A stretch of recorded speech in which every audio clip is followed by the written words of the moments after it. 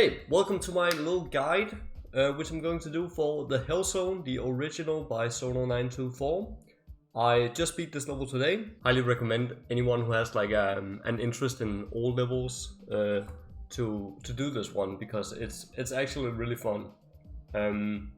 But that being said, there are some really awkward parts which takes a lot of knowledge to figure out, and a lot of trial and error, which are really intimidating. Like, I've always wanted to do this level, but I've always been really intimidated by those like old awkward parts, and there's one part in the level which is broken. But I am gonna try and remedy that and sort of make this level a lot more approachable for you, hopefully. So I'm just gonna take you through the level, give you some tips. Now the first hurdle in this level is these two orbs right here. This is like what separates the men from the boys, I guess.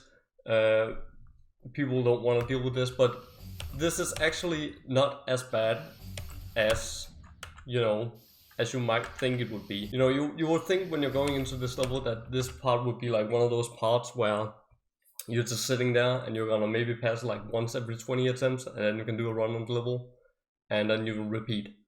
But it's not like that at all. After one session I got it down like semi-consistently.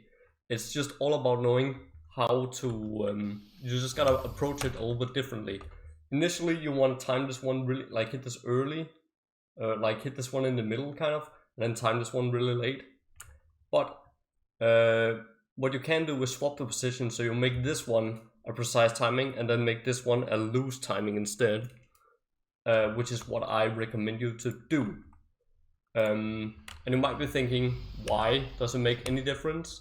You just make one of the orbs. One of the orbs is a hard timing regardless, but it's actually a lot easier, I find, to hit an orb precisely when you have upwards momentum rather than downwards momentum. Also because you have like a lot more downwards momentum, like a lot more momentum on your way down here, because you have like the combined momentum of the pad and the jump ring, if that makes any sense.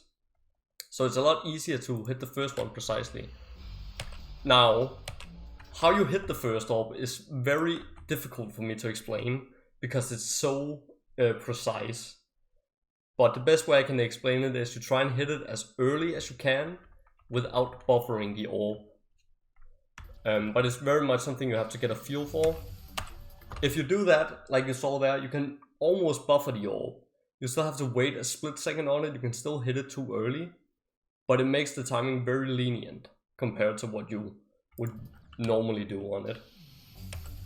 But it's something you have to get a feel for. And you see, I just passed it twice in a row. That was no fluke. After you get that down, you can sort of like, it sort of like resets. Like every time you come into this level and start a new day, you kind of like forget how to do it. And then after you've been playing for like 20 minutes, you'll get it back and you can do it consistently. And then this ball part here is actually really consistent. Like this beginning is like not so bad. It's like around insane even difficulty. Same with these triple spikes here. You would think that that's really hard, but the timings are very lenient. And you actually get like a split second to react where you can actually see what you're doing. It's not completely blind. And then it's basically just like triple spikes. You can do triple spikes. And yeah, you jump into that portal, pretty simple stuff right here at the beginning. Right here, this jump right here is where the hardest part of the level starts. It's from 31 to 41. This part of the level is kind of a grind to get past, and if you want to do this level, you need to set your expectations towards dying here like constantly, and you are going to, believe me. A little tip for this 31 timing is you can kind of jump like really early here. Like you notice I almost like jump out of this block as if it's a 1 block gap, and then you get like more time on the ground, and that way I find that this jump is much easier to line up. So get in the habit of jumping early on that triple, and you'll find that this timing is a little bit easier. But again, you get a split second to react. You're not doing the jump blindly. So it's something that you actually can get consistent at, but when you're starting out, that part is going to be a choke point. And then we get to the orb corridor. by far the biggest roadblock if you ever want to do this level. So this part is there's a lot of things to go over this part. So let's start. First of all, when you're starting out with this level, play this part in practice mode on the level. Don't get a copy and put a start position. This is an old broken part, and it's very dependent on the frame rate. Like you'll notice, doing this on 60 Hz is a lot harder than doing this on higher refresh rate. So this part is very frame rate dependent. There's only a couple frames where you can actually make it on this part. And I think the inconsistencies in the frame rate in this game kind of messes with that. So that means that sometimes when you put a start position, the part will like, I have no idea how it works, but sometimes when you put a start position, the part will be like a lot harder than it usually is in normal mode. And I think it's something to do with the frame rate of the game. I don't know how that relates to start positions and how the hell that works, but that's just it. So practicing this part, go into practice mode, because then you like put a different checkpoint every time. It works the same way, because I had the same thing happen in practice mode one time, where I just could not get past this part because something, I don't know how it works. But yeah, what you're supposed to do here is, let me actually slow down here. And this is like all courtesy to Stormfly. He figured out how to do this part consistently. What you're supposed to do here is you jump really late on this jump, like as late as you can. I think Stormfly said you will have to jump when you only have like 1 or 2 frames leeway on it. Do with that what you will. And then, hang on, let me actually hide this. And then what hit these orbs at the same Y position, meaning that do the same timing for each orb. Doing that will line you up so you just about get in range of this orb, like when you're like close to the spikes, and that gives you like the perfect I guess angle, so you can just buffer the orbs and get through this part. As long as you hit the 2 orbs the same way every time, it doesn't really matter what timing it is, just that you do the same one every time, or for each one I should say.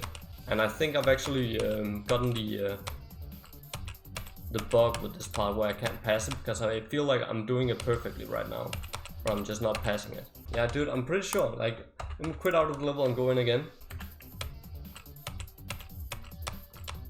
Yeah, see, this is perfect. Yep. See, that's so weird. Like, I couldn't pass that part trying it like 15 times now, and then I quit out of the level, go in again with a different checkpoint, and all of a sudden the part works. See, there you go. That jump is really nasty. I think that's it's not a 60 Hz frame perfect, but there's only 2 frames on 60 Hz to get over, so I guess if you want to call it a 30 Hz frame perfect, even though nobody plays on 30 Hz, then this is the jump right here. Really nasty jump. That's just like a choke point right after this choke point, and then we have this orb, the next choke point. Just doing it, like if you watched some 2.1 completions of this, you'll notice that they go up here and it doesn't work anymore. I think it's a 2.2 bug or change in the physics, I don't know, because you'll notice if I go into 240 Hz right here, you'll see a lot of screen sharing now. It still doesn't work. I've actually never tried going on 360. Let's try that and see if it works. That still doesn't work. So something changed in 2.2 and that doesn't work anymore. So that timing right there is very precise. It's sort of like in the middle of a middle timing and an early timing, sort of around where you have to hit it. It actually gets like consistent eventually, but it takes a long time, or it took me a long time rather. And then we have the 41 pad. Yeah, this part is the most inconsistent part of the level. I'm pretty sure this is a 60 Hz frame perfect. You're just gonna die here a lot. And it's so weird to line this jump up because you're jumping over pads, so you can't go up right next to them, otherwise you activate them. Like if I'll show the hitboxes here, the hitboxes pretty much extends throughout the whole pad, and on a spike, you know, that's not the case. You can actually clip into the spike before you die, but you can't do that with the pads. So what I use to line this jump up is I look at this line right here, and I try to jump like right before this line. That's when you want to jump. Otherwise, you're too late, mate. And that's the best tip I can give for it. There's nothing else to it. You just have to play that part a lot and just get used to it. You just hold down the button here, and then you jump into this gap perfectly, and then you hold down the button as soon as you land, and then you come down here perfectly. But yeah, you can just hold down the button here and you will never die there. And then here you have to jump out of that gap before that works. And this ship part here, I like to go close to the as close as I can to the wall. Makes it easier for me to kind of like do the ship here, like the transition into it. This ship part gets very consistent, and it's so much fun. And then you just like make sure you have upwards momentum going into this portal, but without hitting this pillar. And then that will work every time. It's great. And then yeah, the rest of it is just like get the muscle memory for it. And then we get to another really intimidating part. You think this is going to be like your average old inconsistent wacky part, but it's actually consistent. However, doing this in a run, getting over the spike here, is like, it's really chokeable. It's so easy. Like once you're a little bit on edge, it's really easy to mess this up. I died here around like 10 times, but a lot of those deaths were my own fault, because I sort of like slowly but surely developed a bad habit of it. I didn't fully understand this part even after playing this level for a month. There's a lot of know-how with this level. So I sort of like developed a bad habit where I would hit the second to last orb in the middle, but what's crucial is that you hit this orb late. You gotta hit it late, because that gets you the perfect angle to get over here. It's not just you have to get enough height, but you also have to get the right angle, or you have to like be in the perfect spot to actually get over here.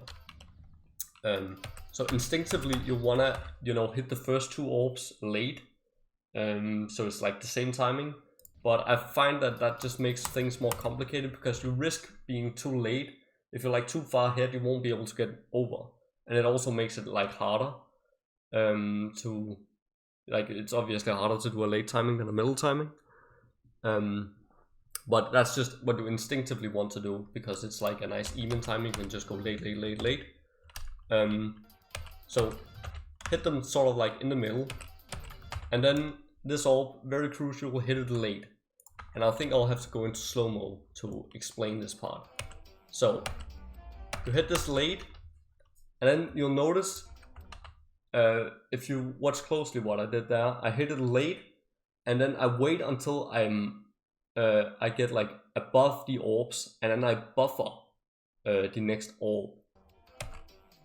So late, buffer, and then you get over, and it works every time. And it's like really satisfying, but it's like really hard to wrap your head around. And like I said, I developed a bad habit where I would hit it in the middle, and then, you know, you don't, your angle is all wrong, so you don't like, you're supposed to hit this orb, not this one, and then you'll die like that or something similar. So late, buffer. I didn't hit it late enough now. And then it works. And then here, another tip I learned is you can jump into this portal like late, and then the camera will shift faster, so it's easier to line that jump up. But you have to jump in late. If you jump in too early, the camera still shifts like really late. So I don't know how that works, but it just does. Here you wanna jump like, you have to jump like late, but like have like a couple frames of leeway before you hit the spikes, you know.